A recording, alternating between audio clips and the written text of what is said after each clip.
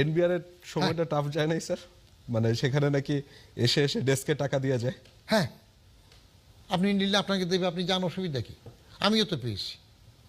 আমি প্রথম এমডিআরে যাই, বসেই তো দেখলাম যে বিরাট পানির বোতল আসছে। এটা নিয়ে ফারুক মেহেদী আমার উপর একটা লেখাও লিখছে। পানির বোতল, বিরাট বিরাট পানির বোতল, ফিল্ড ওই যে কী কয় বোতলজাত পানি না কি আছে। তো একদিন দুদিন পরে আমি পিয়ন যে ছিল তারা জিজ্ঞেস করলাম পানি কে দিয়ে যায়? বলে স্যার কোম্পানি দেয়। তা আমি ভাবলাম বোধহয় চেয়ারম্যানরা একটু ইজ্জত করে আলাদা। তো পয়সা কয় পয়সা নেই না। আর কাকে দে? কয় স্যার সবাইকে দে। ও মা কী গো, এত দরদি কেন? তো একটা সেক্রেটারি আরেকজনের বিনা পয়সার পানি খাবে কেন? খাচ্ছে তো সবাই। বন্ধ করে দিলাম। তা আমি বন্ধ করলাম, বন্ধ হইল। মোবাইল, এনবিআর এর চেয়ারম্যানের জন্য এক কোম্পানি একটা আলাদা মোবাইল দিয়ে রাখছে। এমনি সরকারের সচিব হিসেবে লাল টেলিফোন, ডাইরেক্ট টেলিফোন, ফিএ টেলিফোন, বাসাতে লাল টেলিফোন, ডাইরেক্ট টেলিফোন, কত টেলিফোন।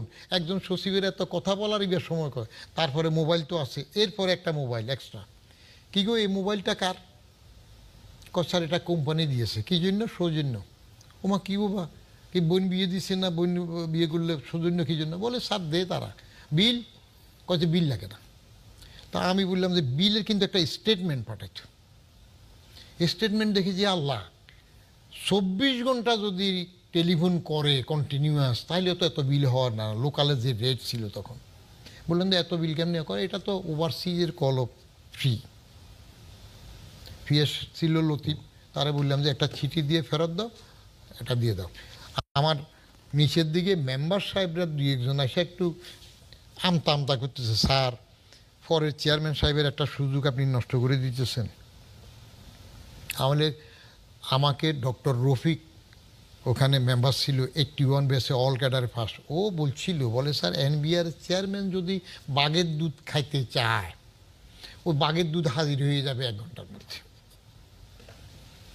তো সেই জায়গায় একটা টেলিফোন, ওকিন্নি ফকিন্নির পুত থেকে শুরু করে সেলফিসের লোকের যদি নজর ছোট হয়, ফাও টেলিফোন ব্যবহার করতে চায়, এত টেলিফোনের পরেও সরকারই তো ফ্রি দিছে, ফাও পানি খেতে চায়, দুইটা নজির ছোট্ট বললাম, আর আপনি কীভাবে ঠেকাবেন?